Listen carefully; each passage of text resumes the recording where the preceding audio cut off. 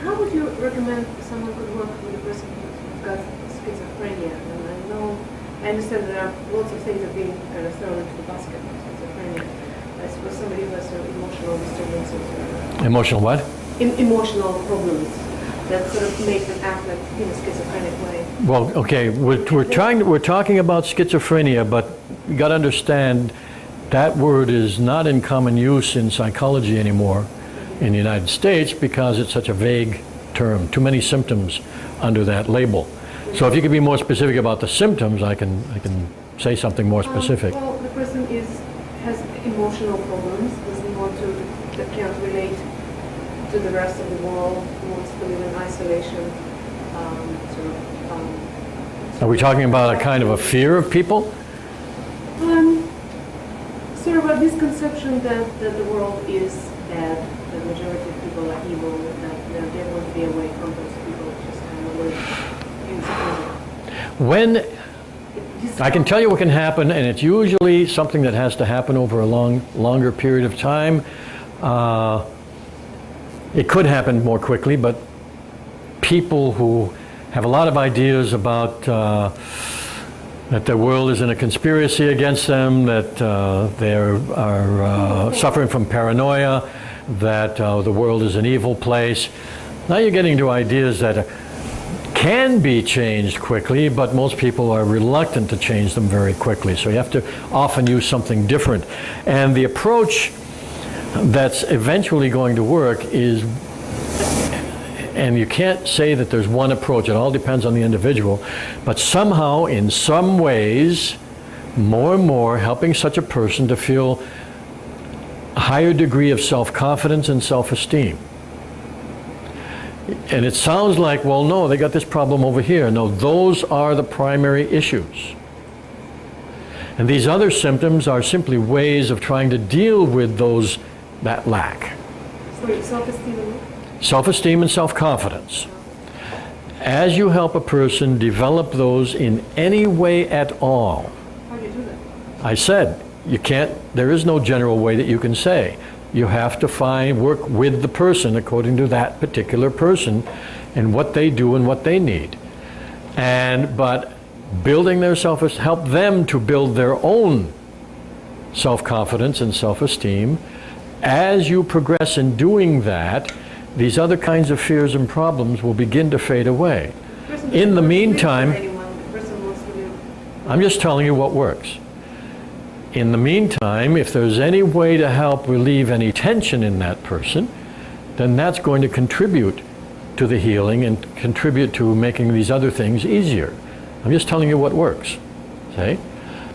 That person might be able to find ways themselves. It all depends on that particular person's state in relationship to others. And they're all different kinds of degrees. You can't give one solid, simple answer except that as they relax, as they feel better about themselves, as they feel more competent in relation to their world, those three factors, those other problems will fade away. Okay?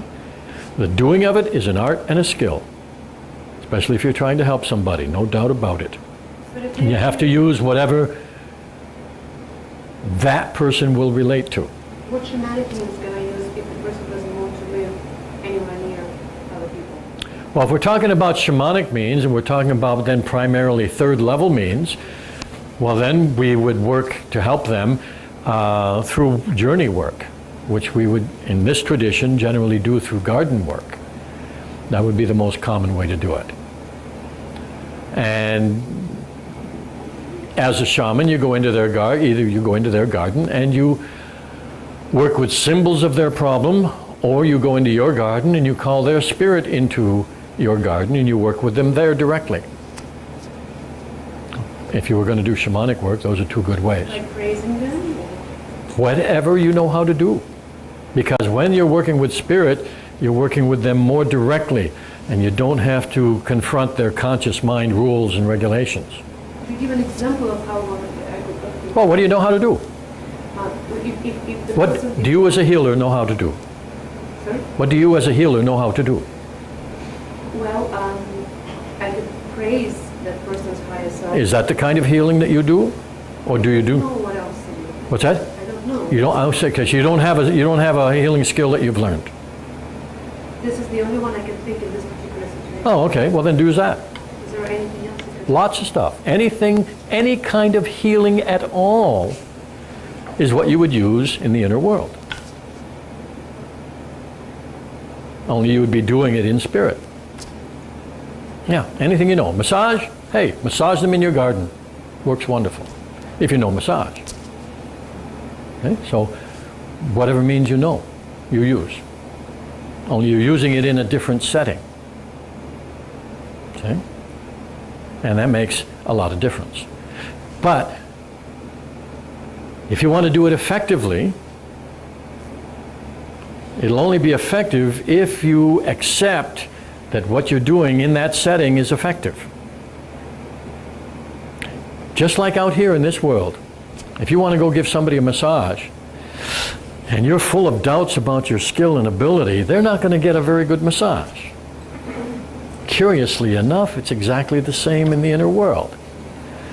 If you go into your garden to do a massage for somebody and you call their spirit in and you've got this voice running through your head constantly that says, what am I doing here? This isn't real. This is just my imagination. How can this help?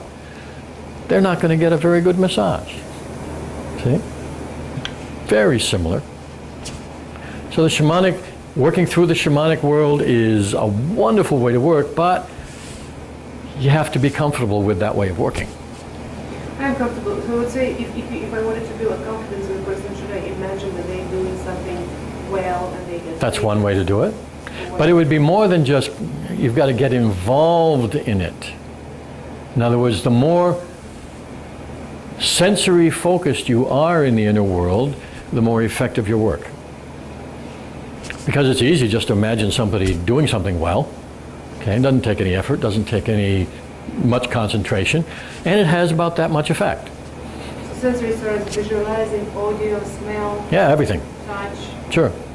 Try and get your focused consciousness there as strongly as possible.